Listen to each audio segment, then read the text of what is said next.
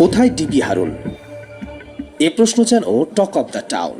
নানা সময় বিতর্কিত কর্মকাণ্ডের কারণে আলোচিত এ পুলিশ কর্মকর্তা। ঢাকা মহানগর পুলিশের ডিবির প্রধান থাকায় তিনি দেশের মানুষের কাছে ডিবি হারুন নামে পরিচিতি পান।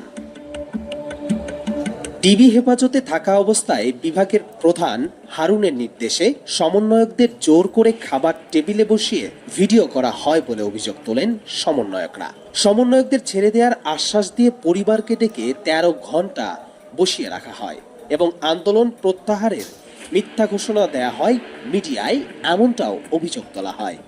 তাই শেখ হাসিনা পদত্যাগের পর হারুন এখন কোথায় আছেন তা নিয়ে জনমনে প্রশ্ন উঠেছে। জানা গেছে ৫ই আগস্ট শেখ হাসিনার পদত্যাগ ও দেশত্যাগের খবর ছড়িয়ে পড়লে লাখো জনতা ওই দিন দুপুর থেকে নেমে আসে ঢাকার রাজপথে। ঢাকার যাত্রাবাড়ি, পুরান ঢাকা, পোস্তগোলা দিয়ে প্রথমে শহীদ মিনার ও পরে গণভবনের উদ্দেশ্যে ঢলে অনেকেই সচিবালয় ও বঙ্গবাজারের সড়ক দিয়ে এগোতে থাকেন। ডিএমপির সেন্ট্রাল কমান্ড ও কন্ট্রোল ইউনিট ভবনের সামনে থাকা বঙ্গবন্ধুর বিশাল ব্যানার টানানো দেখে উত্তেজিত জনতা ভবনটিকে উদ্দেশ্য করে ইটপাটকেল ছুটতে থাকে। এর মধ্যে পরিস্থিতি বেগতিক দেখে ব্যানারটি সরিয়ে ফেলা হয় ও সামনের মূল ফটক আটকে দেয়া হয়।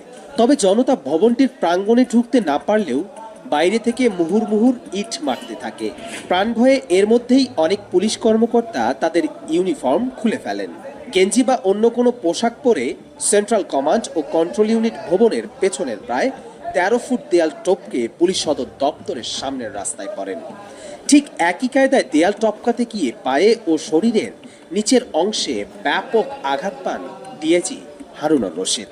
পরে সেখান থেকে তিনি আইজিপির সঙ্গে চলে যান পুলিশ সদর দপ্তরে। বিকেলে পরিস্থিতি কিছুটা স্বাভাবিক হলে আবারও পুলিশ সদর দপ্তর লাগোয়া ঢাকা দক্ষিণ সিটি কর্পোরেশনের দেয়াল টপকে কোনো রকমে প্রাণে বেঁচে ফেরেন হারুন। ওই দিন রাতে তিনি কোথায় ছিলেন সে বিষয়ে নিশ্চিত করে কিচ্ছু জানা যায়নি। তবে পুলিশের একটি সূত্র বলছে তিনি কূটনৈতিক এলাকায় একটি দূতাবাসে আশ্রয় নেন।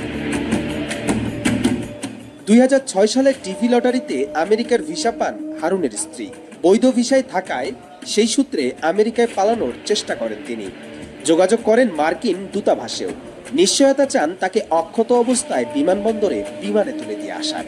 তবে কূটনৈতিক সূত্র জানায় তার প্রস্তাব নাকচ করে দেয় দূতাবাস। পরে তিনি সেখান থেকে ফিরে আসেন। এরপর বিকেলে কাউন্টার টেরোরিজম ইউনিটের সোয়াতের একটি গাড়ি তাকে মিরপুরের দিকে একটি জায়গায় দিয়ে আসে। সেখানে কিছু ব্যক্তির সাথে আলাপ করে বিমানবন্দর দিয়ে পালানোর চেষ্টা করেন হারুন। গাড়িতে করে পৌঁছেও যান বিমানবন্দরে। তবে বিমানবন্দরের টার্মিনালে প্রবেশের আগেই জনতা তাকে দেখে চিনে ফেললে মারধরের শিকার হন। গুরুতর আহত অবস্থায় তাকে সেখান থেকে নিয়ে যাওয়া হয় রাজধানীর একটি বিশেষায়িত হাসপাতালে। সবশেষ খবর পাওয়া পর্যন্ত হারুন সেখানেই চিকিৎসাধীন অবস্থায় আছেন বলেই জানা যায় বিভিন্ন সংবাদ মাধ্যমে।